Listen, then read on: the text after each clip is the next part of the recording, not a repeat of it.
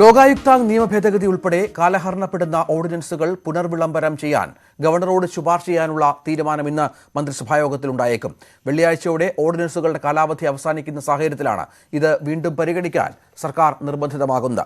ലോകായുക്ത നിയമ ഭേദഗതിയോട് വിയോജിപ്പുള്ള CPI മന്ത്രിമാർ മന്ത്രിസഭായോഗത്തിൽ സ്വീകരിക്കുന്ന നിലപാട് നിർണായകമാകും. സ്വകാര്യ ബസ്, ഓട്ടോ, ടാക്സി നിരക്ക് വർധനയിൽ ഇന്ന് തീരുമാനമുണ്ടാകും. നിരക്ക് വർധന ശുപാർശകൾ ഇടതുമുന്നണി യോഗം ചർച്ച ചെയ്യും. ബസ് മിനിമം നിരക്ക് 8 നിന്നും 12 രൂപയാക്കണമെന്നാണ് ബസ് ഉടമകളുടെ ആവശ്യം. സിൽവർ ലൈൻ വിരുദ്ധ സമരവും മുന്നണി യോഗം ചർച്ച ചെയ്യും. IT മേഖലയിലടക്കം പുതിയ പബ്ബുകളും ബാറുകളും പ്രതീക്ഷിക്കുന്ന മദ്യനയത്തിനും മുന്നണി യോഗം അംഗീകാരം നൽകിയേക്കും. ബസ് ടിക്കറ്റ് നിരക്ക് വർദ്ധിപ്പിക്കാൻ സർക്കാർ തത്വത്തിൽ തീരുമാനമെടുത്തിട്ടുണ്ട്. ഇടതുമുന്നണി യോഗത്തിനു ശേഷം തീരുമാനം പ്രഖ്യാപിക്കുമെന്ന മുഖ്യമന്ത്രിയുടെ ഉറപ്പിന്റെ അടിസ്ഥാനത്തിലായിരുന്നു സ്വകാര്യ ബസ് സമരം പിൻവലിച്ചത്. നിരക്കുകൾ വർദ്ധിപ്പിക്കണമെന്ന കാര്യത്തിൽ സർക്കാരിനും വ്യത്യസ്ത അഭിപ്രായമില്ല. എന്നാൽ അത് എത്ര വരെയാകാമെന്ന കാര്യം ഇന്നത്തെ ഇടതുമുന്നണി യോഗം തീരുമാനിക്കും. ബസ് നിരക്ക് വർധനയെപ്പറ്റി പഠിച്ച് റിപ്പോർട്ട് സമർപ്പിച്ച രാമേന്ദ്രൻ കമ്മിറ്റിയുടെ ശുപാർശയുടെ കൂടി അടിസ്ഥാനത്തിലാകും നടപടി. ബസ് ടിക്കറ്റ് മിനിമം നിരക്ക് 8 നിന്ന് 12 രൂപയാക്കണമെന്നാണ് ബസ് ഉടമകളുടെ ആവശ്യം.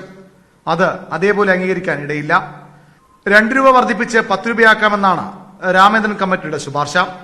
വിദ്യാർത്ഥികളുടെ ടിക്കറ്റ് നിരക്ക് 6 രൂപയാക്കണമെന്ന ആവശ്യവും ബസ് ഉടമകൾ മുന്നോട്ട് വയ്ക്കുന്നു. എന്നാൽ വിദ്യാർത്ഥി കൺസെഷന്റെ കാര്യത്തിൽ ബസ് ഉടമകളുടെ ആവശ്യം സർക്കാർ അംഗീകരിക്കില്ല. ഓട്ടോറിക്ഷയുടെ മിനിമം നിരക്ക് 25 നിന്ന് 30 ആക്കിയേക്കും. 1.5 കിലോമീറ്ററാണ് മിനിമം ദൂരം. പിന്നീടുള്ള ഓരോ കിലോമീറ്ററിനും 12 രൂപയാണ് ഇപ്പോഴത്തെ നിരക്ക്. ഇത് 15 രൂപയാക്കണമെന്നും ആവശ്യമുണ്ട്. ടാക്സി കാറുകൾക്ക് 5 കിലോമീറ്ററിന് 175 രൂപയാണ് മിനിമം നിരക്ക്. ഇത് 200 മുതൽ 225 രൂപ വരെയായി വർദ്ധിച്ചേക്കും. 5 കിലോമീറ്ററിന് ശേഷമുള്ള ഓരോ കിലോമീറ്ററിനും നിലവിൽ 15 രൂപ അധികം നൽകണം. അത് 20 രൂപയാക്കാമെന്ന ശുപാർശയും ഗതാഗത വകുപ്പ് നൽകിയിട്ടുണ്ട്. സിൽവർ ലൈൻ സർവേയുടെ ഭാഗമായുള്ള പ്രതിഷേധങ്ങൾ വർദ്ധിക്കുന്നത് മുന്നണിക്കും സർക്കാരിനും തലവേദനയാണ്. ഇത് അവസാനിപ്പിക്കാനുള്ള വഴികളും ഇടതുമുന്നണി യോഗത്തിന്റെ പരിഗണനയ്ക്ക് വരും. സർക്കാരിന്റെ പുതിയ മദ്യനയവും ചർച്ചയാകാൻ സാധ്യതയുണ്ട്. ന്യൂസ് 18 തിരുവനന്തപുരം. രാജ്യത്ത് കുതിച്ചുയർന്ന ഇന്ധനവില. പെട്രോൾ ലിറ്ററിന് 88 പൈസയും ഡീസലിന് 84 പൈസയും വർദ്ധിപ്പിച്ചു. കഴിഞ്ഞ 9 ദിവസത്തിനിടെ 8 തവണയും തുടർച്ചയായ 6ാം ദിവസവുമാണ് ഇന്ധനവില കൂട്ടുന്നത്. 9 ദിവസം കൊണ്ട് പെട്രോളിന് 6 രൂപ 1 പൈസയും ഡീസലിന് 5 രൂപ 84 പൈസയും വർദ്ധിപ്പിച്ചു. കൊച്ചിയിലും തിരുവനന്തപുരത്തും പെട്രോൾ വില 110 കടന്നു. ലിനിഷ മങ്ങാട് ഏറ്റവും പുതിയ വിവരങ്ങൾ പങ്കുവെക്കും. ലിനിഷ, തുടർച്ചയായ ദിവസങ്ങളിലുള്ള വില വർധനവ് ഇപ്പോൾ ലിനിഷയുള്ളത് ഞാൻ മനസ്സിലാക്കുന്നത് ഒരു പെട്രോൾ പമ്പിലാണ്, ഇന്ധന വിതരണം ചെയ്യുന്ന സ്ഥലത്താണ് എന്ന് മനസ്സിലാകുന്നു. അവിടെ ആളുകളൊക്കെ എത്തിയിട്ടുണ്ടോ? അവരുടെ പ്രതികരണം ഏതായാലും ഓരോ ദിവസവും വില കൂടുകയാണ്. ഇനി വരും ദിവസങ്ങളിലൊക്കെ എത്രയാകും എന്നുള്ളതൊന്നും നമുക്ക് നിഗമനത്തിൽ എത്താൻ സാധ്യമല്ല. ഏതായാലും വർധനവാണ്. എന്താണ് ജനങ്ങളുടെ പ്രതികരണം?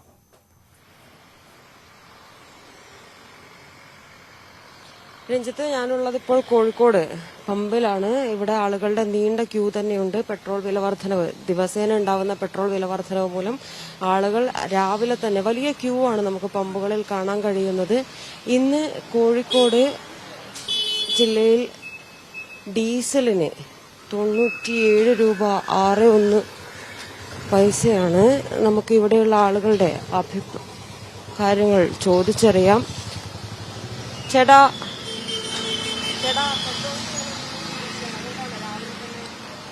എങ്ങനെ?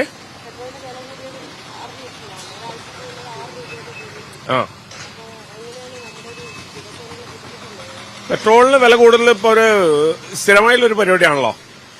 ജനങ്ങളെ ഭയങ്കരമായ ബുദ്ധിമുട്ടാണ് ജനങ്ങൾക്ക് ഇതുകൊണ്ട് ഉണ്ടാകുന്നത്. പെട്രോളിന് വില കൂടുമ്പം ബാക്കിയുള്ള എല്ലാത്തിനും വില കൂടും. ഈ മോദി സർക്കാരിന്റെ ഈ നിലപാട് ശരിയല്ല എന്നാണ് എനിക്ക് പറയാനുള്ളത്. അതാണ് ദിവസേനയുള്ള വില കൂടല് ആളുകളിൽ വലിയ ബുദ്ധിമുട്ടുണ്ടാക്കുന്നുണ്ട്. നമുക്ക് മനസ്സിലാക്കാൻ കഴിയുന്നത് ഒരാഴ്ച കൊണ്ട് ഇത്രയും രൂപ കൂടിയതിനാൽ തന്നെ ആളുകൾ വലിയ രീതിയിൽ രാവിലെ എത്തിയിട്ടുണ്ട്. ഇനിയും വില കൂടാമെന്നുള്ള തോന്നൽ കൊണ്ടാവാം അത് വലിയ തിരക്കാണ് ഇവിടെ നമുക്ക് കാണാൻ കഴിയുന്നത്. രഞ്ജിത്ത്, ജനങ്ങളുടെ ഏറ്റവും അടിസ്ഥാന ആവശ്യങ്ങൾക്ക് പോലും ആളുകൾ വലിയ ബുദ്ധിമുട്ടിലാവുന്നതാണ് കാണുന്നത്. ചേട്ടാ, 62 ഉറുപ്പ ഉണ്ടാവുമ്പോഴാണ് നമുക്ക് 25 രൂപ ആക്കി തന്നെ. ഇപ്പൊ 95 ഉറുപ്പയും ചില്ലറയാണ്. ഇപ്പോഴും നമ്മൾ 25-ലാണ് ഓടുന്നത്. ചാർജ് കൂട്ടി തന്നിട്ടില്ല. ഇനിയും കൂടിയും കൊണ്ട് നിൽക്കണം. നിത്യോപയോഗ സാധനത്തിന് വില കൂടിയും കൊണ്ട് നിൽക്കും. നമ്മളത് മാത്രമല്ല, ഓട്ടോ ഇല്ലാത്ത മാതിരി അപ്പൊ പോണത്. എനിക്കുള്ള വകുപ്പില്ല. അതിനുള്ള സംവിധാനമല്ല. ആദ്യത്തെ മാതിരില്ല. ഇപ്പോൾ എണ്ണ അടിച്ചാൽ ഓടാനുള്ള കാലി ഓടണം, റോഡിൽ ബ്ലോക്ക് കുടുങ്ങിയാലും എണ്ണ തീർന്നു പോവാണ്. അപ്പം അതിനുള്ള സംവിധാനത്തിൽ അപ്പോൾ ഉള്ളത്. പിന്നെ ചാർജ് വർധനവും ഇല്ല. അപ്പം ഇതിന് കൂടാൻ നിന്നുണ്ടെങ്കിൽ നിത്യവ്യവസായത്തിനും കൂടി കൊടുക്കും. നമ്മളെ കാര്യം മാത്രമല്ല, അതാണ് ജനങ്ങൾ ബുദ്ധിമുട്ടാന്നല്ലാണ്ട് വേറൊന്നും ഇല്ല ഇതിൽ.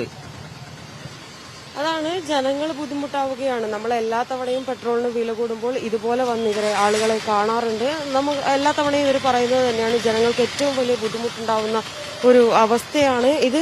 കൂടുകയല്ലാതെ യാതൊരു തരത്തിലും ആളുകളെ സഹായിക്കുന്ന തരത്തിലുള്ള ഒരു പദ്ധതിയും അല്ലെങ്കിൽ പെട്രോൾ വിലയുടെ കാര്യത്തിൽ വർദ്ധിക്കുന്നില്ല. ഈ പെട്രോൾ വില വർദ്ധിക്കുന്നതോടൊപ്പം തന്നെ ബാക്കിയുള്ള അടിസ്ഥാന ആവശ്യങ്ങളും സാധാരണക്കാരുടെ അടിസ്ഥാന ആവശ്യങ്ങളിൽ വലിയ ബുദ്ധിമുട്ടുണ്ടാവുന്നുണ്ട്. ആളുകൾ വലിയ ബുദ്ധിമുട്ടിലേക്ക് തന്നെയാണ് രഞ്ജിത്ത് പോയിക്കൊണ്ടിരിക്കുന്നത്. പെട്രോളിൻ്റെയും ഡീസലിൻ്റെയും വില ഓരോ ദിവസവും ഇപ്പോൾ 110 കടന്ന സാഹചര്യമുണ്ട്. പെട്രോളിന്, ഡീസലിന് ഏതാണ്ട് വില 100 അടുക്കുന്നു എന്നുള്ളതാണ് സംസ്ഥാനത്തെ വിവിധ ജില്ലകളിൽ നിന്നുള്ള കണക്കുകൾ വ്യക്തമാക്കുന്നത്. വലിയ തോതിലുള്ള പ്രതിഷേധം പൊതുജനങ്ങൾക്കുണ്ട്. പെട്രോൾ പമ്പുകളിലൊക്കെ ഇപ്പോൾ ലിൻസ് നിൽക്കുന്ന പമ്പിലടക്കം വലിയ തിരക്ക് അനുഭവപ്പെടുന്ന പശ്ചാത്തലം കൂടിയുണ്ട്. രാവിലെ വരും ദിവസങ്ങളിലും സമാനമായ വില വർധനവ് തന്നെ പ്രതീക്ഷിക്കണമെന്നുള്ളതാണ്. ലിൻഷ മങ്ങാറാണ് ഏറ്റവും പുതിയ വിവരങ്ങൾ പങ്കുവച്ചത്. മറ്റു വാർത്തയിലേക്ക്. നടിയെ ആക്രമിച്ച കേസിൽ 6ാം പ്രതിയും ദിലീപിന്റെ സുഹൃത്തുമായ ശരത്തിനെ ഇന്ന് ചോദ്യം ചെയ്യും. ഇന്നലെ ശരത്തിനെ 5 മണിക്കൂർ ചോദ്യം ചെയ്ത ശേഷം വിട്ടയച്ചിരുന്നു. ബാലചന്ദ്രകുമാറിനെയും ദിലീപിനെയും ഒരുമിച്ചിരുത്തി ചോദ്യം ചെയ്തപ്പോൾ ലഭിച്ച മൊഴിയുടെ അടിസ്ഥാനത്തിലാണ് ഇന്ന് ശരത്തിനെ ചോദ്യം ചെയ്യുക. സനോജ് സുരേന്ദ്രൻ ഏറ്റവും പുതിയ വിവരങ്ങൾ പങ്കുവെക്കും. സനോജ്, ഇന്നലെ തുടർച്ചയായി 16.5 മണിക്കൂറോളം 2 ദിവസമായി ദിലീപിനെ ചോദ്യം ചെയ്ത പശ്ചാത്തലമുണ്ട്. ശരത്തിനെ തൊട്ടു പിന്നാലെ ചോദ്യം ചെയ്യുമ്പോൾ അന്വേഷണ സംഘം ലക്ഷ്യം വെക്കുന്ന കാര്യങ്ങൾ എന്തൊക്കെയാണ്? എന്തൊക്കെ കാര്യങ്ങളിൽ വ്യക്തത വരുത്താൻ അവർ ശ്രമിക്കുന്നു?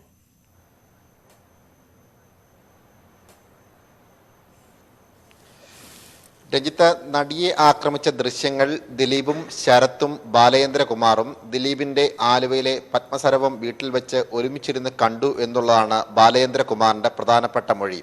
ഈ മൊഴിയുമായി ബന്ധപ്പെട്ടുകൊണ്ടുള്ള തെളിവുകൾ ശേഖരിക്കുന്നതിൻ്റെ ഭാഗമായിട്ടാണ് ഇന്നലെ ബാലചന്ദ്രകുമാറിനെയും ദിലീപിനെയും ഒരുമിച്ചിരുത്തി ചോദ്യം ചെയ്തത്. എന്നാൽ ചോദ്യം ചെയ്തപ്പോൾ ദിലീപ് ഈ കാര്യം നിഷേധിക്കുകയാണ്. താൻ അത്തരം ദൃശ്യങ്ങൾ ഇതുവരെയും കണ്ടിട്ടില്ല എന്നുള്ള വാദമാണ് മുൻപോട്ട് വച്ചത്.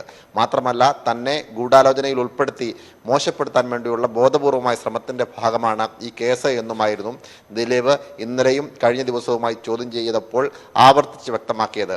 ഈ കേസുമായി ബന്ധപ്പെട്ടുകൊണ്ട് തുടരന്വേഷണത്തിന് കോടതി അനുമതി നൽകിയത് ഈ മാസം 14-ാം തീയതിയോടുകൂടി അവസാനിക്കുകയാണ്. അതുകൊണ്ട് തന്നെ എത്രയും വേഗം കേസിൻ്റെ അന്വേഷണ നടപടികൾ പൂർത്തിയാക്കി അന്തിമ റിപ്പോർട്ട് സമർപ്പിക്കേണ്ടതായിട്ടുണ്ട്. അതുകൊണ്ട് തന്നെ വളരെ വേഗത്തിൽ നടപടിക്രമങ്ങൾ പൂർത്തിയാക്കുക, ഒപ്പം തന്നെ അന്വേഷണം വളരെ വേഗത്തിൽ മുൻപോട്ട് കൊണ്ടുപോവുക എന്നുള്ളതാണ് അന്വേഷണ സംഘം ലക്ഷ്യമിടുന്നത്.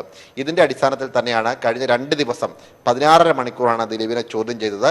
ദിലീപിനെ ചോദ്യം ചെയ്തതിനു ശേഷം ഇന്നലെ ബാലചന്ദ്രകുമാറിനെയും വിളിച്ചു വരുത്തി ദിലീപിനെയും ബാലചന്ദ്രകുമാറിനെയും ഒരുമിച്ചെത്തി ചോദ്യം ചെയ്തിരുന്നു.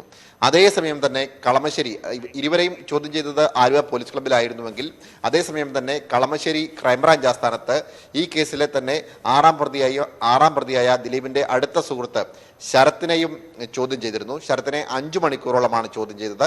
5 മണിക്കൂർ ചോദ്യം ചെയ്ത ശേഷം ശരത്തിനെ വിട്ടയച്ചിരുന്നു.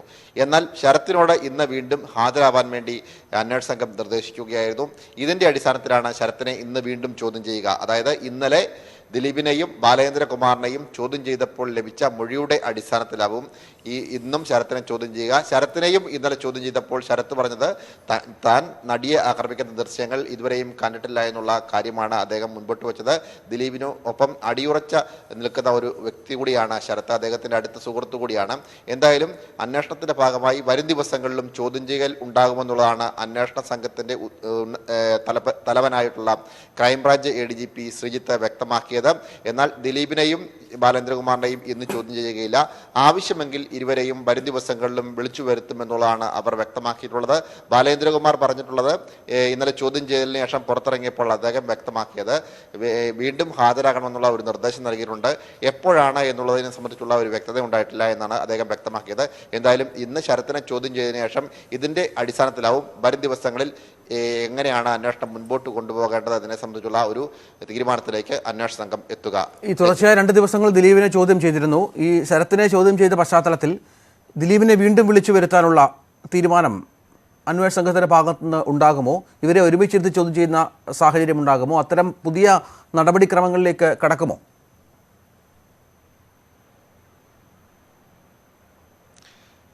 തീർച്ചയായിട്ടും അതിനുള്ള സാധ്യത തന്നെയാണ് നിലനിൽക്കുന്നത്.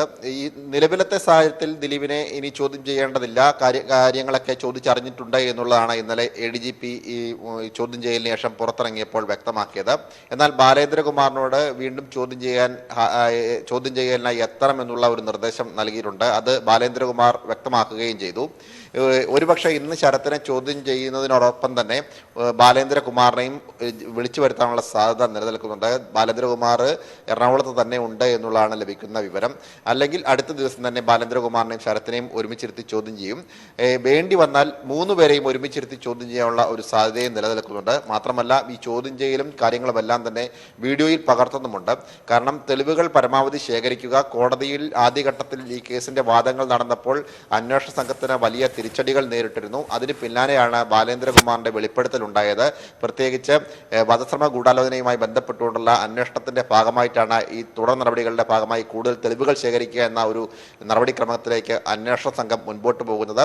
ഇതിനിടയിലാണ് സായി ശങ്കറിന്റെ നിർണായകമായ മൊഴി വന്നത്. പ്രത്യേകിച്ച് ഫോണിലെ ചില നിർണായകമായ രേഖകൾ നീക്കം ചെയ്യാൻ തന്നോട് ദിലീപ് ആവശ്യപ്പെട്ടിരുന്നു എന്നുള്ള ഒരു നിർണായകമായ മൊഴി അന്വേഷണ സംഘത്തിൽ ലഭിച്ചു. ഇന്നലെ ചോദ്യം ചെയ്യലിന് ശേഷം പുറത്തിറങ്ങിയ ബാലേന്ദ്രകുമാർ വ്യക്തമാക്കിയത് പുറത്തു വരാത്ത നിരവധി തെളിവുകൾ പോലീസിന്റെ പക്കലുണ്ട്. അതുകൊണ്ട് തന്നെ ഈ കേസിന്റെ അന്വേഷണം നല്ല നിലയിൽ മുൻപോട്ട് പോകുന്നുവെന്നാണ് അദ്ദേഹം വ്യക്തമാക്കിയത്. എന്തായാലും വരും ദിവസങ്ങളിൽ ബാലേന്ദ്രകുമാറിനെയും ശരത്തിനെയും ദിലീപിനെയും ഒരുമിച്ചിരുത്തി ചോദ്യം ചെയ്യാനുള്ള സാധ്യത നിലനിൽക്കുന്നുണ്ട്. അത് ഇന്ന് ശരത്തിനെ ചോദ്യം ചെയ്തതിനു ശേഷം മാത്രമാവും ആ കാര്യത്തിൽ ഒരു അന്തിമ തീരുമാനത്തിലേക്ക് അന്വേഷണ സംഘം എത്തിച്ചേരുക. രഞ്ജിത്ത്, അതാണ് പ്രധാനപ്പെട്ട വിവരം. ദിലീപിന്റെ അടുത്ത സുഹൃത്ത് ശരത്തിനെ ഇന്ന് അന്വേഷണ സംഘം ചോദ്യം ചെയ്യുമെന്നുള്ളതാണ്. ഇടവേളയാണ്. കൂടുതൽ വാർത്തകൾക്കും വിശദാംശങ്ങൾക്കും malayalam.news18.com.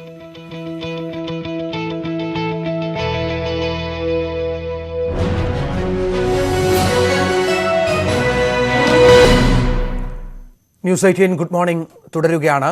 2ാം വർഷ higher secondary, vocational higher secondary പരീക്ഷകൾക്ക് ഇന്ന് തുടക്കം. 4.25 ലക്ഷത്തിലേറെ വിദ്യാർത്ഥികളാണ് പരീക്ഷ എഴുതുന്നത്. അടുത്ത മാസം 26 വരെയാണ് പരീക്ഷകൾ. SSLC പരീക്ഷകൾക്ക് നാളെ തുടക്കമാകും. SS ശരൺ ഏറ്റവും പുതിയ വിവരങ്ങൾ പങ്കുവെക്കും. ശരൺ, പരീക്ഷയുടെ തയ്യാറെടുപ്പുകൾ ഏത് ഘട്ടത്തിലാണ്? എത്ര മണിക്കാണ് പരീക്ഷ ആരംഭിക്കുക? എങ്ങനെയാണ് ഷെഡ്യൂൾ?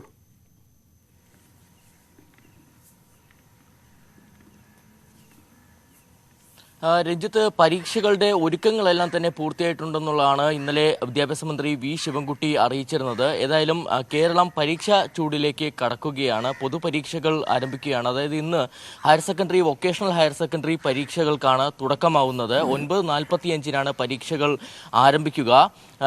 2005 പരീക്ഷാ കേന്ദ്രങ്ങളാണ് കേരളത്തിനകത്തും പുറത്തുമായി ഒരുക്കിയിരിക്കുന്നത്. അതായത് 4,33,325 വിദ്യാർത്ഥികളാണ് higher secondary, vocational higher secondary വിഭാഗങ്ങളായിട്ട് പരീക്ഷ എഴുതുന്നത്. നമുക്കറിയാം, കഴിഞ്ഞ പ്രാവശ്യം ഇത്തവണത്തെ അപേക്ഷിച്ച് കഴിഞ്ഞ പ്രാവശ്യം വ്യത്യസ്തമായ ഒരു സാഹചര്യമായിരുന്നു. പൂർണ്ണമായും ഓൺലൈൻ ക്ലാസ്സുകൾക്ക് ശേഷമായിരുന്നു വിദ്യാർത്ഥികൾ പരീക്ഷാ ഹാളിലേക്ക് എത്തിയിരുന്നത്. എന്നാൽ ഇത്തവണ ഓഫ്ലൈൻ ക്ലാസ്സുകളിലും പങ്കെടുക്കാൻ വിദ്യാർത്ഥികൾക്ക് അവസരമുണ്ടായിരുന്നു. അതായത് അധ്യയന വർഷത്തിന്റെ പകുതി വീതം ഓൺലൈൻ, ഓഫ്ലൈൻ ക്ലാസ്സുകൾക്ക് ശേഷമാണ് വിദ്യാർത്ഥികൾ പരീക്ഷാ ഹാളിലേക്ക് എത്തുന്നത്. ജൂൺ 1-നാണ് അധ്യയന വർഷം ആരംഭിച്ചിരുന്നത്. അതിനുശേഷം ഒക്ടോബർ വരെ ഓൺലൈൻ ക്ലാസ്സുകളായിരുന്നു. പിന്നീട് നവംബർ 1-ാം തീയതി സ്കൂളുകളുടെ പ്രവർത്തനം പുനരാരംഭിക്കുകയും അങ്ങനെ 5 മാസത്തോളം വിദ്യാർത്ഥികൾക്ക് ഓഫ്ലൈൻ ക്ലാസ്സുകളിൽ പങ്കെടുക്കാൻ അവസരമുണ്ടാവുകയും ചെയ്തിരുന്നു. ഇതിന് പിന്നാലെയാണ് ഇപ്പോൾ കൃത്യമായ സമയത്ത് തന്നെ പരീക്ഷകൾ സംഘടിപ്പിക്കാൻ വിദ്യാഭ്യാസ വകുപ്പ് തീരുമാനിക്കുകയും ചെയ്തിരുന്നത്. മറ്റൊരു പ്രധാനപ്പെട്ട കാര്യം ഈ ഫോക്കസ് ഏരിയ സംബന്ധിച്ചുള്ളതാണ്. അതായത്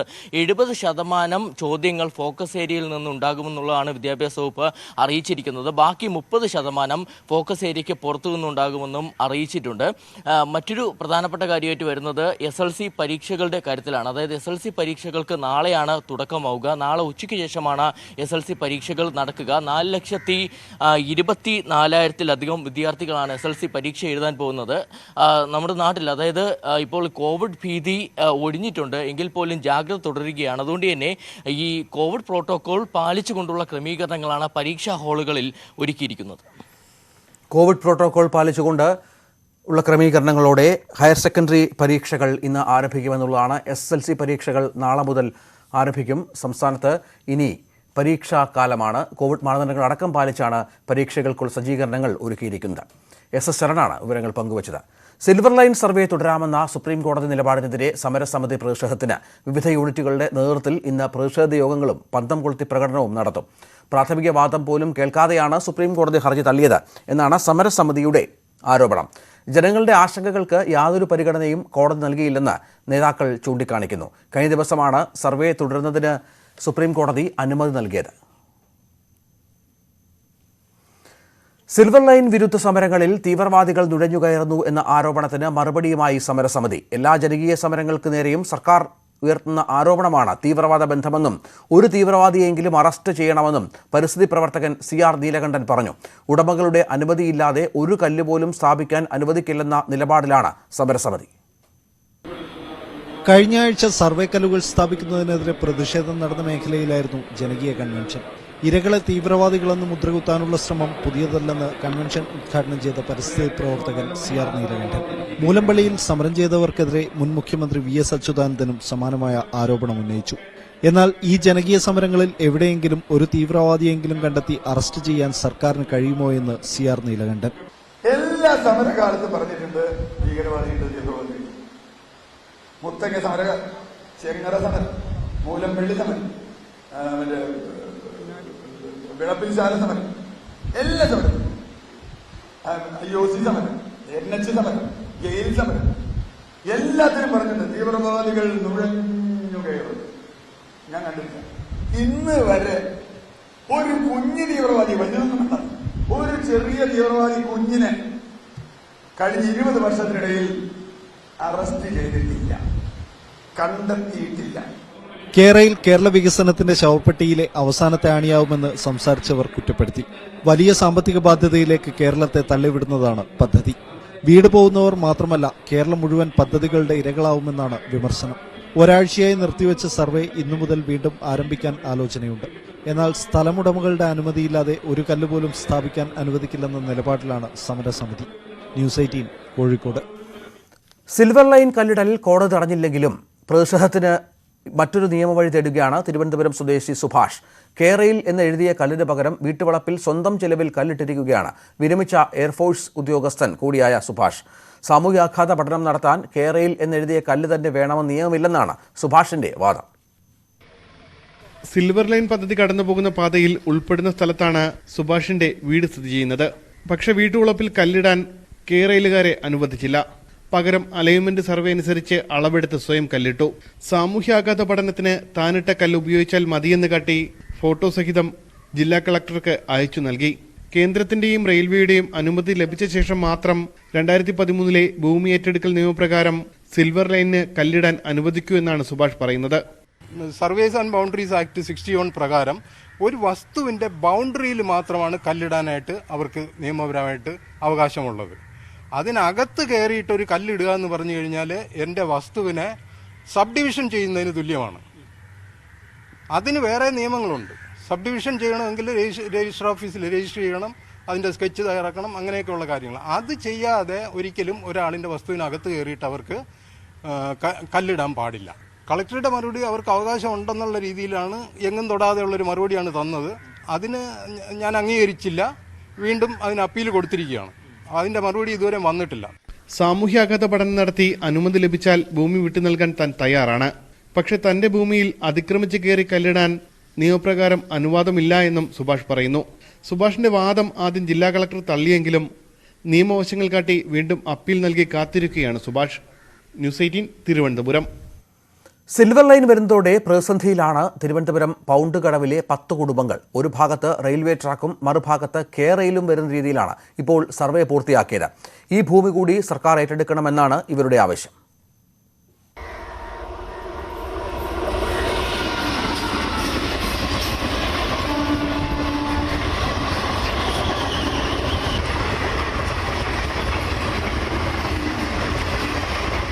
ഇത് വീടുകളുടെ മുന്നിൽ നിന്നുള്ള കാഴ്ച. നിലവിലെ സർവേ പ്രകാരം വീടുകൾക്ക് പിന്നിലൂടെയാണ് സിൽവർ ലൈൻ കടന്നുപോകുന്നത്. രണ്ടിനുമിടയിൽ 10 വീടുകൾ. ചില വീടുകൾ റെയിൽവേയുടെയും ചിലത് കേരയിലിന്റെയും ബഫർ സോണുകളിൽ ഉൾപ്പെടും. പൂർണ്ണമായി വഴിയടഞ്ഞു പോകുമോ എന്ന ആശങ്കയിലാണ് പ്രദേശവാസികൾ. ഇതിലിപ്പോൾ ഒരു റെയിൽവേ പോകുന്നത് തന്നെ നമുക്ക് ജീവിതത്തിന് വലിയ ബുദ്ധിമുട്ടാണ്. എങ്കിലും ജീവിക്കാതിരിക്കാൻ പറ്റത്തില്ല. റെയിൽവേയും വേണം, നമുക്ക് ജീവിക്കുകയും വേണം. അതിനോടൊപ്പം തന്നെ ഒരു റെയിൽ കൂടി പോകുന്നുണ്ട്. പക്ഷേ ആ റെയിൽ പോകുമ്പോഴേക്ക് നമ്മുടെ സ്ഥലം എടുക്കുന്നില്ല. എന്നാൽ ആ റെയിൽ കൂടി പുറകിലാണ്. 2 സൈഡിലും കൂടി 2 റെയിലും കൂടി നീങ്ങിയിട്ട് നമ്മുടെ ജീവിതം തന്നെ അവതാളത്തിലാകുമോ എന്നുള്ള ഭയമാണ്. അപ്പോൾ ഒന്നുകിൽ ഈ സ്ഥലം വികസനത്തിന് നമ്മൾ എതിരല്ല, ഒന്നുകിൽ നമ്മളെ കൂടി ഈ സ്ഥലത്തിൽ ഉൾപ്പെടുത്തി എടുക്കുക, അതല്ല എന്നുണ്ടെങ്കിൽ മറ്റെന്തെങ്കിലും പോകുംവഴി കാണുക. ഇപ്പോഴാണ് ഞങ്ങളിത് വീട് എന്തെങ്കിലുമൊക്കെ ചെയ്യുന്നത്, മെയിൻ്റനൻസ് തന്നെ ചെയ്യുന്നത്. 10 കൊല്ലം കൊണ്ട് നമ്മൾ വീട് പണിതിട്ടിട്ട് ഇതുവരെ വീടൊന്നും ചെയ്യാൻ പറ്റിയിട്ടില്ല. ഇനി അടുത്ത ഇതും കൂടെ വരുമ്പോഴും ഞങ്ങൾക്ക് അങ്ങോട്ടോ ഇങ്ങോട്ടോ പോകാനോ എടുക്കാനോ ഒന്നിനും പറ്റില്ല. വികസനത്തിനെതിരല്ലെന്നാണ് ഇവർ പറയുന്നത്. സിൽവർ ലൈനാണെങ്കിലും റെയിൽവേക്കാണെങ്കിലും ഭൂമി വിട്ടു നൽകാൻ തയ്യാറാണെന്നും ഇവർ പറയുന്നു. കേരളയിൽ വരുന്ന വികസനത്തിന് ഞങ്ങൾ എല്ലാവരും അതിന് സപ്പോർട്ടാണ്. പക്ഷേ ഇതിനൊരു തീരുമാനം ഞങ്ങൾക്ക് എടുത്തേ പറ്റൂ. ഞങ്ങൾക്ക് ഈ 2 റെയിൽവേയുടെയും കൂടെ ഇടയ്ക്ക് കിടക്കാൻ ഒരിക്കലും അത് വലിയ ബുദ്ധിമുട്ടുള്ള കാര്യമാണ്. ഗവൺമെൻറ് അതിനെന്താണെന്ന് വെച്ചാൽ ഒരു നടപടി എടുത്തേ പറ്റൂ. റെയിൽവേ വന്നപ്പോൾ ഒരു ഭാഗത്തു കൂടിയുണ്ടായിരുന്ന വഴി അടഞ്ഞു. റെയിൽവേ ബഫർ സോണിൽ ഉൾപ്പെട്ട വീടുകൾ പുതുക്കിപ്പണിയാൻ പോലും വലിയ സാങ്കേതിക നടപടികളിലൂടെയാണ് ഇവർ കടന്നു പോകുന്നത്. സിൽവർ ലൈൻ കൂടി വരുന്നതോടെ ഇപ്പോൾ സഞ്ചരിക്കുന്ന വഴി കൂടി ഇല്ലാതാകും എന്നതാണ് ഇവർ നേരിടുന്ന പ്രതിസന്ധി. ഉമേഷ് ബാലകൃഷ്ണൻ, ന്യൂസ് 18, തിരുവനന്തപുരം. ആരംഭിച്ച് 2 വർഷം പിന്നിട്ടിട്ടും പൂർണ്ണമായി ഫലം കാണാതെ തെരുവ് ജീവിതമില്ലാത്ത കോഴിക്കോട് എന്ന ലക്ഷ്യവുമായി ജില്ലാ ഭരണകൂടം ആരംഭിച്ച ഉദയം പദ്ധതി. തെരുവിൽ കഴിയുന്നവരുടെ എണ്ണം വളരെ അധികമാണ്. വർഷങ്ങളായി വീടിന് അപേക്ഷ നൽകിയിട്ടും ലഭിക്കാത്തവരും ഇക്കൂട്ടത്തിലുണ്ട്.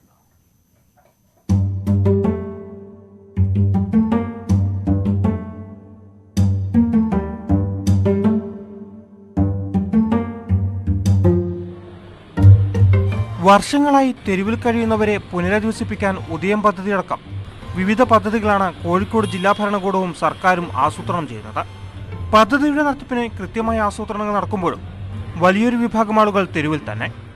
സ്വന്തമായി ഭൂമിയില്ലാത്തവർക്ക് പോലും ഷെൽട്ടർ ഹോമുകളിൽ അഭയം പ്രാപിക്കാനാവുന്നില്ല. 33 കൊല്ലമായി കോഴിക്കോട് വന്നിട്ട് ഇതുവരെ വീടും കാര്യങ്ങളൊന്നും ആയിട്ടില്ല. പൈസ കൊടുത്തിട്ട് ഹോട്ടലിൽ നിന്ന് ഭക്ഷണം മേടിക്കും, കഴിക്കും. പിന്നെ പല ആൾക്കാരും വന്ന് സഹായിച്ചിട്ടാണ് എൻ്റെ ജീവിതം കഴിഞ്ഞു പോണത്. പിന്നെ പോലീസുകാരെ കൊണ്ടൊക്കെ ഭയങ്കര ശല്യമാണ്. കിടക്കാനൊന്നും വിടണില്ല. പിന്നെ അവരോട് ഇങ്ങനെ പറയും, വേറെ നിവൃത്തിയില്ല സാറേ, ഇതിന്റെ ചാർജൊക്കെ തീർന്നു കഴിഞ്ഞാൽ പിന്നെ എവിടെയെങ്കിലും പോകാൻ കഴിയില്ല. ജോലി തേടി ജില്ലയിലെത്തിയവരും ഇക്കൂട്ടത്തിലുണ്ട്. 2 വർഷം മുൻപ് കോഴിക്കോട് ജില്ലാ ഭരണകൂടം തുടക്കം കുറിച്ച ഉദയം പദ്ധതിക്ക് 4 ഷെൽട്ടർ ഹോമുകളാണ് ജില്ലയിലുള്ളത്. പദ്ധതിയുടെ ഭാഗമായി ജില്ലയിലെ സന്നദ്ധ കൂട്ടായ്മകളുടെയും വ്യവസായ സംരംഭങ്ങളുടെയും നാട്ടുകാരുടെയും സഹകരണത്തോടെ താൽക്കാലിക ക്യാമ്പുകൾ ഒരുക്കി നൽകിയിരുന്നു.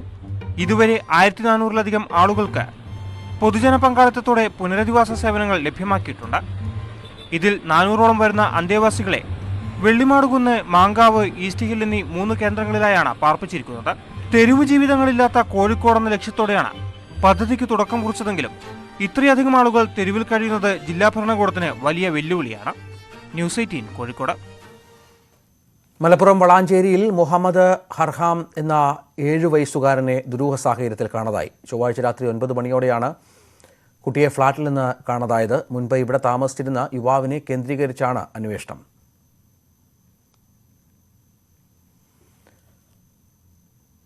തിരുവനന്തപുരം വർക്കലയിൽ കുടുംബത്തിലെ 5 പേർ മരിച്ചത് തീപിടുത്തത്തെ തുടർന്നെന്ന് അഗ്നിശമന സേനയുടെ റിപ്പോർട്ട്. കാർ പോർച്ചിലെ സ്വിച്ച് ബോർഡിലുണ്ടായ തീപ്പൊരിയിൽ നിന്ന് വീട്ടിനുള്ളിലേക്ക് തീ പടരുകയായിരുന്നു.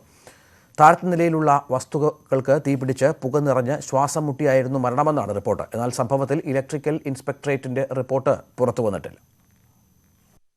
തീപിടുത്തമുണ്ടായത് ഏറെ വൈകിയാണ് അറിഞ്ഞതെന്നാണ് നിഖിൽ അന്വേഷണ സംഘത്തോട് വ്യക്തമാക്കിയത്. അയൽ വീട്ടിൽ നിന്ന് ഫോൺ വിളിച്ചറിയിക്കുമ്പോഴാണ് വീട്ടിൽ തീ പടർന്ന കാര്യം അറിയുന്നത്. ഒന്നും കാണാൻ പറ്റാത്ത വിധം പുക നിറഞ്ഞിരുന്നു. അപകടനില തരണം ചെയ്ത നിഖിൽ ഇപ്പോഴും ചികിത്സയിലാണ്. സ്വിച്ച് ബോർഡിൽ ഉണ്ടായ തീപിടുത്തമാണ് അപകട കാരണമെന്നാണ് അഗ്നിശമന സേനയുടെ നിഗമനം. വായുസഞ്ചാരം കുറവായതിനാൽ പുക 1ാമത്തെ നിലയിലെത്തി വാതിലുകളുടെയും ജനലിന്റെയും വിടവുകളിലൂടെ മുറികളിലേക്ക് പ്രവേശിച്ചു. കുടുംബാംഗങ്ങൾ ഉറക്കത്തിനായതിനാൽ പുക പടരുന്നത് അറിഞ്ഞില്ല. ശ്വാസതടസ്സം നേരിട്ടെണീക്കുമ്പോൾ മുറിയിൽ പുക നിറഞ്ഞ് വാതിൽ കണ്ടെത്താൻ കഴിയാത്ത സാഹചര്യം ആദ്യം ഉണ്ടായിരുന്നിരിക്കാം. എണീറ്റു നിന്നതിനാൽ മുറിയുടെ മുകൾ ഭാഗത്ത് തങ്ങി നിന്ന വിഷവാതകങ്ങൾ കൂടുതൽ ശ്വസിച്ച് അവശനിലയിലാകാൻ സാധ്യതയുണ്ട്. പരിഭ്രമിച്ച് വാതിലുകൾ വലിച്ചു തുറന്നപ്പോൾ മുറിക്ക് പുറത്ത് ഹാളിൽ തങ്ങി നിന്ന പുക ശക്തിയായി മുഖത്തേക്കടിച്ച് അത് ശ്വസിച്ച ഉടൻ തന്നെ നിലത്ത് വീഴാം. വാതിലിന് സമീപം ഇവരെ കണ്ടെത്തിയത് അതിന് തെളിവാണ്. വാതിൽ തുറന്ന് പുറത്തു പോകുന്നത് അപകടമാണെന്ന് കരുതിയാകും അമ്മയും കുഞ്ഞും ശുചിമുറിയിൽ പ്രവേശിച്ചതെന്നും റിപ്പോർട്ടിൽ പറയുന്നു. കെട്ടിടത്തിന്റെ പുറത്ത് കാർപോർച്ചിൽ സ്ഥാപിച്ചിരുന്ന സ്വിച്ച് ബോർഡ് ഉരുക്കി വലിച്ച നിലയിലായിരുന്നു. ഹാളിലെ ശക്തമായ തീ ജനലിലൂടെ പുറത്തെത്തി പോർച്ചിലെ ബൈക്കുകളിൽ വീണ് ബൈക്കുകൾ കത്തിയതാകാം. ഈ മാസം 8-നാണ് വർക്കലയിൽ ഒരു കുടുംബത്തിലെ 5 പേർ തീ പിടിച്ച് മരിച്ചത്. ന്യൂസ് 18 തിരുവനന്തപുരം. ഇടവേള.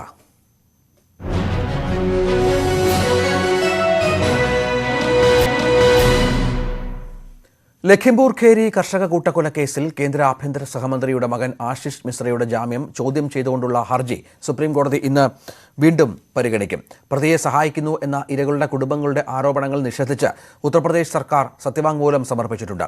ആശിഷ് മിശ്രയുടെ ജാമ്യത്തിനെതിരെ അപ്പീൽ നൽകാനുള്ള തീരുമാനം അധികാരികളുടെ പരിഗണനയിലാണെന്നാണ് UP സർക്കാർ അറിയിച്ചത്. അലഹബാദ് ഹൈക്കോടതിയിൽ ആശിഷ് മിശ്രയുടെ ജാമ്യത്തെ എതിർത്തില്ലെന്ന ആരോപണവും സർക്കാർ നിഷേധിച്ചു. അലഹബാദ് ഹൈക്കോടതിയിലും ആശിഷ് മിശ്രയുടെ ജാമ്യാപേക്ഷയിൽ ശക്തമായ എതിർപ്പ് അറിയിച്ചിരുന്നതായി സർക്കാർ വ്യക്തമാക്കിയിട്ടുണ്ട്. തെരഞ്ഞെടുപ്പ് തന്ത്രജ്ഞൻ പ്രശാന്ത് കിഷോറിന്റെ കോൺഗ്രസ് പ്രവേശനം സംബന്ധിച്ച് വീണ്ടും ചർച്ച നടന്നതായി റിപ്പോർട്ട്. കോൺഗ്രസ് മുൻ അധ്യക്ഷൻ രാഹുൽ ഗാന്ധിയുമായും ജനറൽ സെക്രട്ടറി പ്രിയങ്ക ഗാന്ധിയുമായും പ്രശാന്ത് കിഷോർ കൂടിക്കാഴ്ച നടത്തി. ഗുജറാത്ത് തെരഞ്ഞെടുപ്പിലും ലോക്സഭാ തെരഞ്ഞെടുപ്പിലും സഹകരിക്കുന്നതിനൊപ്പം പാർട്ടി പ്രവേശനവും ചർച്ചയായതായാണ് വിവരം. കഴിഞ്ഞ വർഷവും സമാനമായ തരത്തിൽ ചർച്ചകൾ നടന്നിരുന്നുവെങ്കിലും പ്രശാന്ത് കിഷോർ ആവശ്യപ്പെട്ട തെരഞ്ഞെടുപ്പ് ചുമതലയുള്ള ജനറൽ സെക്രട്ടറി സ്ഥാനം നൽകാൻ കോൺഗ്രസ് നേതൃത്വം തയ്യാറായിരുന്നില്ല. തെരഞ്ഞെടുപ്പിന്റെ പൂർണ്ണ ചുമതല ഒരാളിൽ വരുന്നത് ശരിയാകില്ലെന്നായിരുന്നു കോൺഗ്രസിന്റെ വിലയിരുത്തൽ. മറ്റു വാർത്തയിലേക്ക് പോയാൽ തരിശുപാടത്ത് അഴകുപടർത്തി സൂര്യകാന്തി ശോഭ. തൃശൂർ അന്തിക്കാട് താന്നിത്താണ് കണ്ണിന് കുളിർമ പകർന്ന് സൂര്യകാന്തി പൂക്കൾ നിറഞ്ഞത്. മുൻ കൃഷിമന്ത്രി VS സുനിൽകുമാറിന്റെ നേതൃത്വത്തിലാണ് സൂര്യകാന്തി കൃഷി.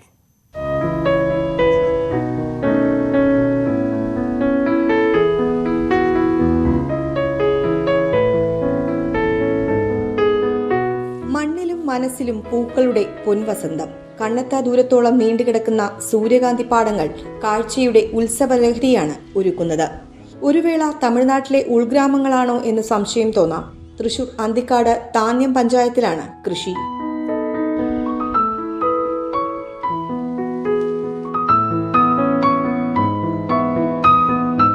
തരിശായി കിടന്ന 25 ഏക്കർ ഭൂമിയിൽ 5 ഏക്കർ സ്ഥലത്താണ് സൂര്യകാന്തി വിടർന്നു നിൽക്കുന്നത്. ഉഴുന്നും ചോളവും മറ്റും ഇവിടെ കൃഷി ചെയ്യുന്നുണ്ട്. സൺഫ്ലവർ ഓയിൽ ഉണ്ടാക്കാമെന്നായിരുന്നു ആദ്യം നാട്ടുകാർ തീരുമാനിച്ചത്. എന്നാൽ ഗുണനിലവാരം അല്പം കുറവായതിനാൽ പെറ്റ്സിന് തീറ്റയായി നൽകാനാണ് തീരുമാനം. ഇപ്രാവശ്യം ഞങ്ങൾ എള്ളു വിതയ്ക്കാനാണ് തീരുമാനിച്ചിരുന്നത്. അപ്പോൾ എള്ളു വിതയ്ക്കാൻ വരുന്ന അവസരത്തിൽ നമ്മളിങ്ങനൊരു നിർദ്ദേശം വെച്ചു. അത് ആൾ അപ്പം തന്നെ സ്വീകരിച്ച് കൃഷി വകുപ്പുമായിട്ട് ബന്ധപ്പെട്ട് അതിനുള്ള എല്ലാ സൗകര്യങ്ങളും ചെയ്തു തന്നു. 25 ഏക്കറയിൽ എള്ളും 5 ഏക്കറയിൽ സൂര്യകാന്തിയും 2 ഏക്കറയിൽ ചോളവുമാണ് ഇപ്രാവശ്യം നമ്മൾ കൃഷി ചെയ്തിട്ടുള്ളത്.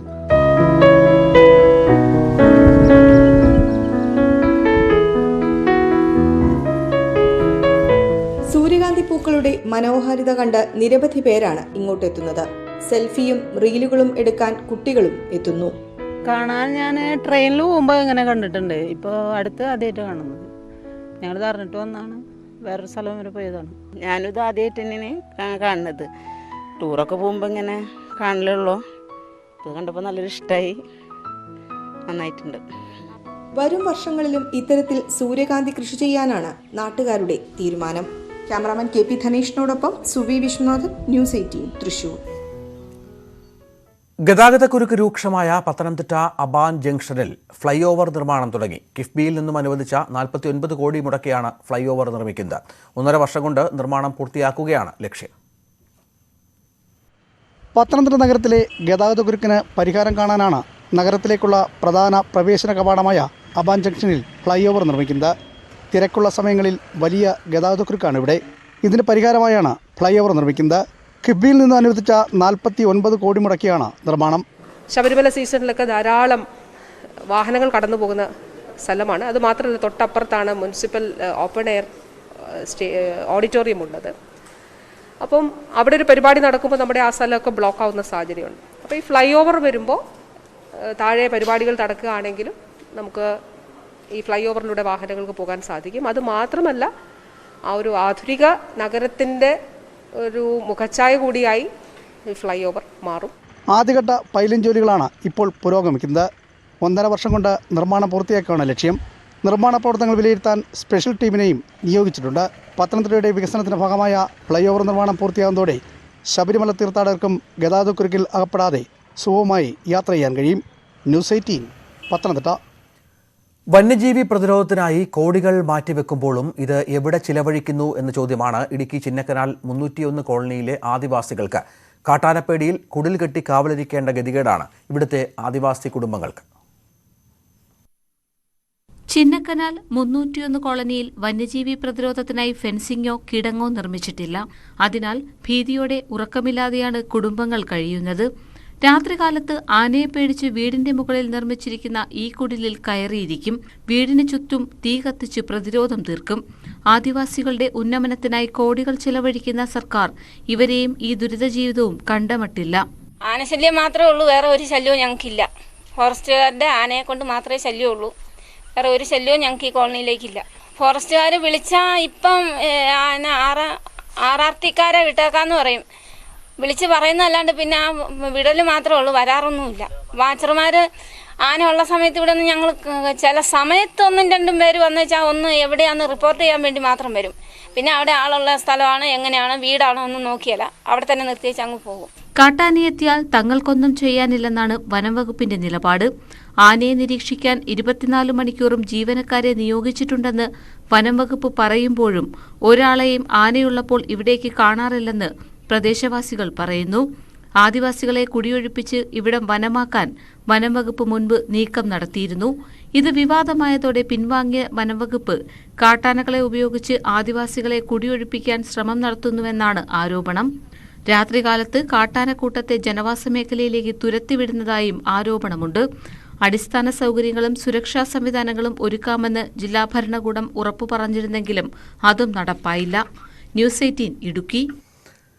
23ാമത് പാർട്ടി കോൺഗ്രസിന്റെ പ്രചാരണത്തിനായി ചില്ലുകുപ്പിയിൽ മാതൃകകൾ തീർക്കുകയാണ് കണ്ണൂരിലെ ഒരു കലാകാരൻ. കൂത്തുപറമ്പ് ശങ്കരനെല്ലൂരിലെ PK ബാബുരാജാണ് തന്റെ കലാവൈദഗ്ധ്യം കൊണ്ട് ശ്രദ്ധേയനാകുന്നത്. CPM പാർട്ടി കോൺഗ്രസിന്റെ ഭാഗമായി കണ്ണൂർ ജില്ലയിൽ പ്രാദേശിക തലത്തിൽ പല മാതൃകയിലുള്ള സംഘാടക സമിതി ഓഫീസുകൾ ഉയർന്നു കഴിഞ്ഞു.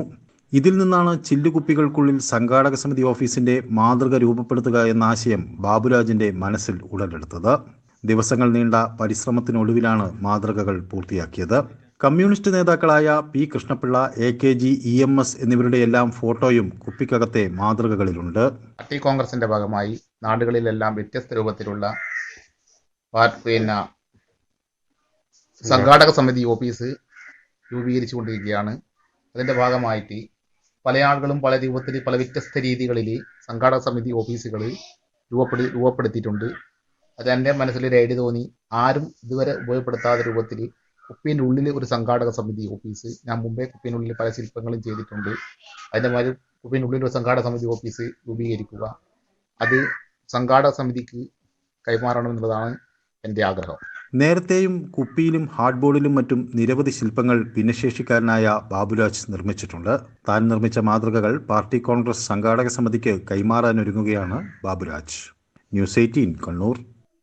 MG സർവകലാശാല കലോത്സവത്തിന് ഏപ്രിൽ 1 പത്തനംതിട്ടയിൽ തുടക്കമാകും. 10,000-ഓളം കലാപ്രതിഭകൾ പങ്കെടുക്കും. വേക്കപ്പ് കോൾ 2022 എന്നാണ് പേര് നൽകിയിട്ടുള്ളത്. 7 വേദികളിലാണ് മത്സരങ്ങൾ. 2 വർഷത്തെ ഇടവേളയ്ക്ക് ശേഷം കൗമാര കലാമേളയ്ക്ക് വീണ്ടും തിരശ്ശീല ഉയരുകയാണ്. 5 ദിനങ്ങളിലായി നടക്കുന്ന MG യൂണിവേഴ്സിറ്റി കലോത്സവത്തിനായി പത്തനംതിട്ട ഒരുങ്ങിക്കഴിഞ്ഞു. വേക്കപ്പ് കോൾ 2022 എന്ന് പേരിട്ടിരിക്കുന്ന കലാമേളയുടെ പ്രധാന വേദി ജില്ലാ സ്റ്റേഡിയത്തിലാണ് ക്രമീകരിച്ചിരിക്കുന്നത്. മറ്റിടങ്ങളിലായി 6 വേദികളുമുണ്ട്. കോവിഡ് കാലത്ത് മൺമറഞ്ഞു പോയ പ്രതിഭകളുടെ പേരുകളാണ് വേദികൾക്ക് നൽകിയിരിക്കുന്നത്. ട്രാൻസ്ജെൻഡേഴ്സ് വിഭാഗത്തിനും ഇപ്രാവശ്യം അവസരമുണ്ട്. ഈ വർഷത്തെ കലോത്സവത്തിന്റെ ഒരു സവിശേഷത, ആൺ പെൺ മത്സര വിഭാഗങ്ങളുള്ള എല്ലാ ഇനങ്ങളിലും ട്രാൻസ്ജെൻഡർ വിഭാഗത്തിനും മത്സരിക്കുന്നതിന് വേണ്ടിയിട്ടുള്ള അവസരം ഉണ്ടാകുന്നു എന്നുള്ളതാണ്. അതാണ് ഈ കലോത്സവത്തിന്റെ പ്രത്യേകതകളിൽ ഒന്ന്. 300 കോളേജുകളിൽ നിന്നുമായി 10,000-ഓളം കലാപ്രതിഭകൾ 5 ദിവസങ്ങളായി നടക്കുന്ന മത്സരങ്ങളിൽ പങ്കെടുക്കും. വെള്ളിയാഴ്ച വൈകിട്ട് 3-ന് പുതിയ ബസ് സ്റ്റാൻഡിൽ നിന്ന് ആരംഭിക്കുന്ന സാംസ്കാരിക ഘോഷയാത്രയോടെയാണ് കലാമേളയ്ക്ക് തുടക്കമാകുന്നത്. ചലച്ചിത്ര, സാംസ്കാരിക, കായിക രംഗത്തെ പ്രമുഖർ കലോത്സവത്തിന്റെ ഉദ്ഘാടന സമാപന ചടങ്ങുകളിൽ പങ്കെടുക്കും. ആദ്യ ദിനത്തിൽ തിരുവാതിര, സംഘഗാനം, കേരള നടനം എന്നീ ഇനങ്ങളിലാണ് മത്സരങ്ങൾ നടക്കുക. ന്യൂസ് 18 പത്തനംതിട്ട. കൊട്ടാരക്കരയിൽ ഹൈടെക് മാർക്കറ്റ് നിർമ്മാണം തുടങ്ങും. മെയ് ആദ്യവാരം നിർമ്മാണം ആരംഭിക്കാനാണ് തീരുമാനം. 5.5 കോടി രൂപയാണ് ആദ്യഘട്ട പ്രവൃത്തിക്ക് ചെലവ് പ്രതീക്ഷിക്കുന്നത്. 16,000 ചതുരശ്ര അടിയോളം വിസ്തൃതിയിലാണ് മാർക്കറ്റിന്റെ നിർമ്മാണം. 65 സ്റ്റാളുകൾ, ശീതീകരണ മുറി, ബയോഗ്യാസ് പ്ലാന്റ്, ശൗചാലയങ്ങൾ, പാർക്കിംഗ് മേഖല എന്നിവ നിർമ്മിക്കും. നിലവിലെ മാർക്കറ്റ് മാറ്റി സ്ഥാപിച്ച് നിർമ്മാണം ആരംഭിക്കുമെന്ന് മന്ത്രി KN ബാലഗോപാൽ പറഞ്ഞു. കൊടുത്തു കഴിഞ്ഞപ്പോൾ നമ്മൾ അവിടെ ഈ മാർക്കറ്റ് മാറ്റാൻ വേണ്ടിയിട്ടുള്ള സംവിധാനങ്ങൾ ആലോചിച്ചു. പലരോടെ സംസാരിച്ച് അവസാനം നമ്മളെല്ലാം ഇടപെട്ടിട്ടാണ് വേറെ സ്ഥലം തൽക്കാലത്തേക്ക് 1 വർഷത്തേക്ക് തരാമെന്ന് പറഞ്ഞു. അവർക്ക് വാടകയൊന്നും വേണ്ട, ലാൻഡ് തരാമെന്ന് പറഞ്ഞു. പക്ഷെ അവിടെ നമ്മൾ ഈ ഷെഡൊക്കെ കൊണ്ടുപോയി ടെമ്പററി ആയിട്ട് ഷെഡ് കെട്ടി ഇരുത്തണ്ടേ, കടവിരിക്കണ്ടേ. അതിന് പിന്നെ 10-15 ലക്ഷം രൂപ കൊണ്ട് വേണം അത് ടെമ്പററി ഷെഡ് അടിക്കും. അതിന് പഞ്ചായത്ത് വകുപ്പിൻ്റെ സാങ്ഷൻ മേടിക്കാനായിട്ട് വന്നാൽ അതിന് സാങ്ഷൻ കിട്ടും ടെമ്പററി ആയിട്ട് ആ സമയത്തേക്ക് നടത്താൻ. അപ്പോൾ നമുക്കൊരു 2-3 മാസത്തിനകം പണി തുടങ്ങാൻ പറ്റുമോ എന്നുള്ളതാണ് ഇവിടെ ആലോചിക്കുന്നത്. കിഫ്ബിയിൽ നിന്ന് 5.5 കോടി രൂപ മുതൽ മുടക്കിയാണ് മാർക്കറ്റിന്റെ നിർമ്മാണം. Kerala state coastal area development കോർപ്പറേഷനാണ് മേൽനോട്ടം.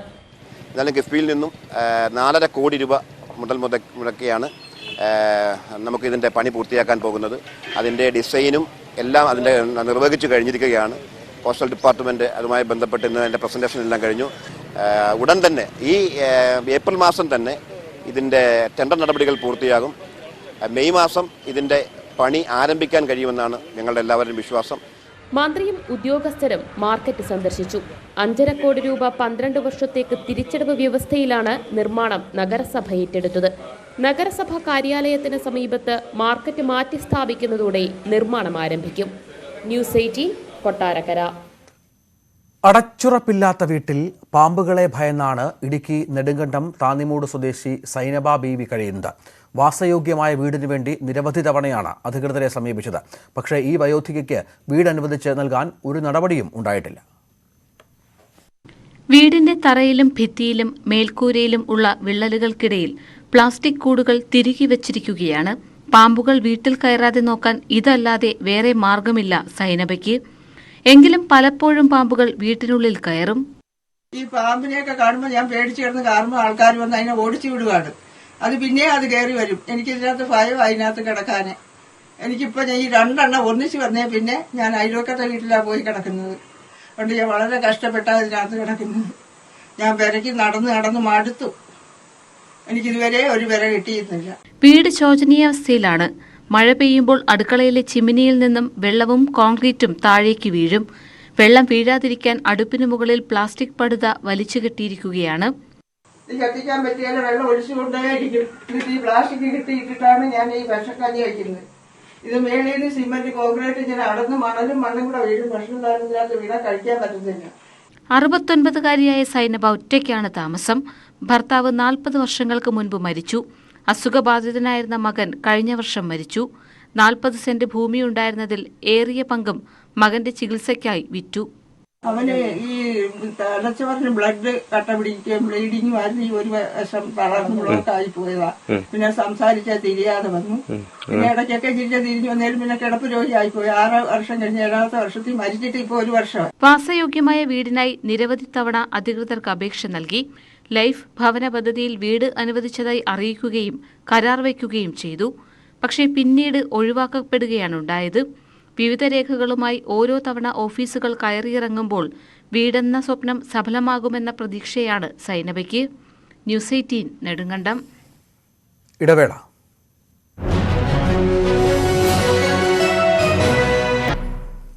വാർത്താ ബുള്ളറ്റിൻ തുടരുന്നു. കോതമംഗലം നെല്ലിക്കുഴി പഞ്ചായത്തിൽ ലൈഫ് ഭവന പദ്ധതിക്ക് കണ്ടെത്തിയ സ്ഥലത്തേക്ക് വഴി നിഷേധിക്കുന്നതായി പരാതി. ലക്ഷങ്ങൾ കോഴ വാങ്ങി പഞ്ചായത്തും റവന്യൂ വകുപ്പും കുത്തക മുതലാളിമാരെ സഹായിക്കുന്നുവെന്നാണ് ആരോപണം. പഞ്ചായത്തിലെ അനാസ്ഥയ്ക്കെതിരെ സമരത്തിനൊരുങ്ങുകയാണ് UDF. നെല്ലിക്കുഴി പഞ്ചായത്ത് ഇരമല്ലൂരിലാണ് ലൈഫ് ഭവന പദ്ധതിക്കായി 5 ഏക്കർ 90 സെന്റ് സ്ഥലം കണ്ടെത്തിയത്. 34 ഏക്കറോളം വരുന്ന റബ്ബർ തോട്ടത്തിന് സമീപമുള്ള പാട്ടഭൂമിയാണിത്. റവന്യൂ വകുപ്പ് അളന്നു തിരിച്ച് പഞ്ചായത്തിലെ ഭൂരഹിതർക്ക് വിതരണം ചെയ്യാൻ മാറ്റിവെച്ച സ്ഥലമാണിത്.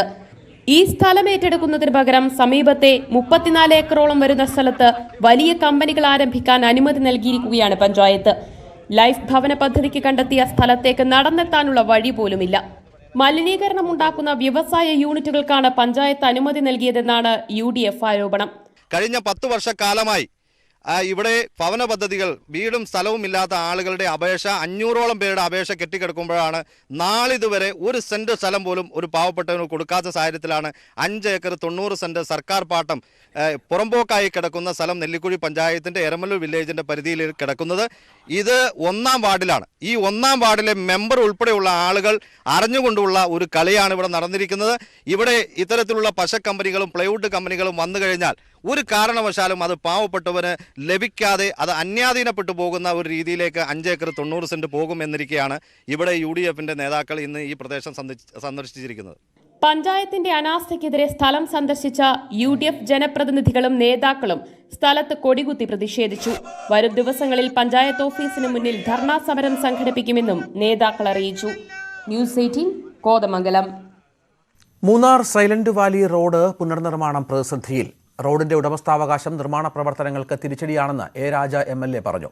2018 പ്രളയത്തിലാണ് മൂന്നാർ സൈലന്റ് വാലി മൂന്നാർ നെറ്റിക്കുഴി റോഡുകൾ മണ്ണിടിഞ്ഞ് പൂർണ്ണമായും തകർന്നത്. പ്രളയത്തിൽ തകർന്ന മൂന്നാർ സൈലന്റ് വാലി റോഡിന്റെ പുനർനിർമ്മാണത്തിലാണ് ആശങ്ക. റോഡിന്റെ ഉടമസ്ഥാവകാശം സംബന്ധിച്ച തർക്കമാണ് നിർമ്മാണ പ്രവർത്തനങ്ങൾക്ക് തിരിച്ചടിയാകുന്നത്. മഹാപ്രളയത്തിൽ തകർന്ന പാതയാണിത്. ആയിരക്കണക്കിന് തൊഴിലാളികൾ തിങ്ങിപ്പാർക്കുന്ന മേഖല. നിർമ്മാണം വൈകിയാൽ മഴക്കാലത്ത് മൂന്നാറിലെത്താൻ തൊഴിലാളികൾ മറ്റു വഴികൾ തേടേണ്ടി വരും. നേരത്തെ നിർമ്മാണ പ്രവർത്തനങ്ങൾ നടത്തുന്നതിന് 3 കോടി രൂപ അനുവദിച്ചിരുന്നു. എന്നാൽ സാങ്കേതിക കാരണങ്ങളാൽ പണി ആരംഭിച്ചിരുന്നില്ല. റോഡ് വർക്ക് ചെയ്യുമ്പോഴാണ് ഈ കോൺട്രാക്ടർ മനസ്സിലാക്കിയത്. അപ്പോൾ തന്നെ വിളിച്ച് നമ്മൾ ഇടപെട്ടതിൻ്റെ ഭാഗമായി ഇവിടുന്ന് കോൺട്രാക്ടർ നേരിട്ട് കത്ത് കൊടുത്തു. ഈ വർക്ക് റിവൈസ്ഡ് എസ്റ്റിമേറ്റ് നടത്തണം. റിവൈസ്ഡ് എസ്റ്റിമേറ്റ് നടത്തിയാൽ മാത്രമാണ് വീതി കൂട്ടാൻ പറ്റുള്ളൂ. മൂന്നാറിലെ എസ്റ്റേറ്റിലേക്ക് പോകുന്ന മിക്ക റോഡുകളും സ്വകാര്യ കമ്പനിയുടെ ഉടമസ്ഥതയിലാണ് ഉള്ളത്. റോഡിന്റെ ഉടമസ്ഥാവകാശം വിട്ടു നൽകിയാൽ ഗ്രാമീണ റോഡുകളുടെ നവീകരണം ഉടൻ പൂർത്തിയാക്കുമെന്നും MLA പറഞ്ഞു. ന്യൂസ് 18 മൂന്നാർ. വയനാട് മാനന്തവാടി പയ്യമ്പള്ളിയിലെ റോഡ് പ്രവൃത്തി ഇഴഞ്ഞു നീങ്ങുന്നതിൽ പ്രതിഷേധം. മാനന്തവാടി നഗരസഭയിലെ പയ്യമ്പള്ളി കാട്ടിക്കുളം റോഡ് നിർമ്മാണമാണ് വൈകുന്നത്. 60 വർഷത്തിലധികം പഴക്കമുള്ള റോഡാണ് ഇത്. ടൂറിസം കേന്ദ്രമായ കുറുവ ദ്വീപിലേക്ക് ദിവസവും 100 കണക്കിന് വാഹനങ്ങളാണ് ഇതുവഴി കടന്നു പോകുന്നത്. മാനന്തവാടി പയ്യമ്പള്ളി മേഖലയിലെ പലയിടങ്ങളിലും റോഡ് പ്രവൃത്തി പൂർത്തീകരിച്ചിട്ടില്ല. ജില്ലാ പഞ്ചായത്ത് അനുവദിച്ച 20 ലക്ഷം രൂപ ചെലവഴിച്ചാണ് പ്രവർത്തനം. ഏകദേശം 1 കിലോമീറ്ററിലധികം ദൂരമാണ് അറ്റകുറ്റപ്പണി നടക്കുന്നത്. പ്രവൃത്തിയിലെ അപാകത ഉദ്യോഗസ്ഥരുടെ ശ്രദ്ധയിൽപ്പെടുത്തിയിട്ടും നടപടിയില്ലെന്ന് നാട്ടുകാർ ആരോപിക്കുന്നു. ഈ റോഡിന്റെ ഈ ശോച്യാവസ്ഥ പല പ്രാവശ്യം ഞങ്ങൾ MLA മുതൽ അധികാരപ്പെട്ട മുഖ്യമന്ത്രി വരെ അപേക്ഷകൾ കൊടുത്തിട്ടും ഇന്ന് വരെ യാതൊരു പ്രതികരണവും ഞങ്ങൾക്ക് ലഭിച്ചിട്ടില്ല. ഇവിടെ താമസിക്കുന്ന ആൾക്കാരെല്ലാം വളരെ കഷ്ടപ്പെട്ട് ജീവിക്കുന്ന മനുഷ്യരാണ്, കൃഷിക്കാരാണ്, കർഷകരാണ്. ഇവിടെ ഞങ്ങളെ തിരിഞ്ഞു നോക്കില്ല. ഇലക്ഷൻ ആകുമ്പോൾ മാത്രം എല്ലാവരും ഇങ്ങോട്ട് കടന്നു വരും. ആ റോഡ് ശരിയാക്കിത്തരാം, ഇപ്പം ശരിയാക്കിത്തരാം, ഇത് അവിടെ ശരിയാക്കി, ഇവിടെ ശരിയാക്കി, ഇത്ര പാസ്സായിട്ടുണ്ട്, ലക്ഷങ്ങളാണ് ഇങ്ങോട്ട് വിനിയോഗിക്കാൻ പോകുന്നത് എന്നെല്ലാം പറഞ്ഞ് ഞങ്ങളെ ആഗ്രഹിപ്പിച്ചിട്ട് ഇപ്പോഴത്തെ ഞങ്ങളുടെ അവസ്ഥ ഇതാണ്. കാൽനട യാത്ര പോലും കഴിയാത്ത തരത്തിൽ കുണ്ടും കുഴിയുമായി കിടക്കുന്ന റോഡ് ഉടൻ നന്നാക്കണമെന്നാണ് ആവശ്യം. വേണ്ടത്ര നിർമ്മാണ സാമഗ്രികൾ ഇല്ലാതെയാണ് പ്രവർത്തനം തുടങ്ങിയതെന്നും ആരോപണമുണ്ട്. ന്യൂസ് 18 വയനാട്. വേനൽമഴയിൽ ഇടുക്കി കാഞ്ചിയാറിൽ കനത്ത നാശനഷ്ടം. ശക്തമായ കാറ്റിൽ മരങ്ങൾ കടപുഴകി വീണു. നിർത്തിയിട്ട കാറുകൾക്ക് മുകളിലേക്കും വൻമരം പതിച്ചു. വ്യാപകമായി കൃഷി നാശവും മേഖലയിൽ സംഭവിച്ചു. വീടുകൾക്ക് മുകളിലേക്കും മരങ്ങൾ പതിച്ചിട്ടുണ്ട്. വേനൽ മഴയിൽ ലക്ഷക്കണക്കിന് രൂപയുടെ നാശനഷ്ടമാണ് പ്രദേശത്ത് ഉണ്ടായത്. മലപ്പുറം അരീക്കോട് ചെമ്പ്രക്കാട്ടൂർ ഗവൺമെന്റ് LP സ്കൂളിലെ LSS നേടിയ വിദ്യാർത്ഥികളെ ആദരിച്ചു.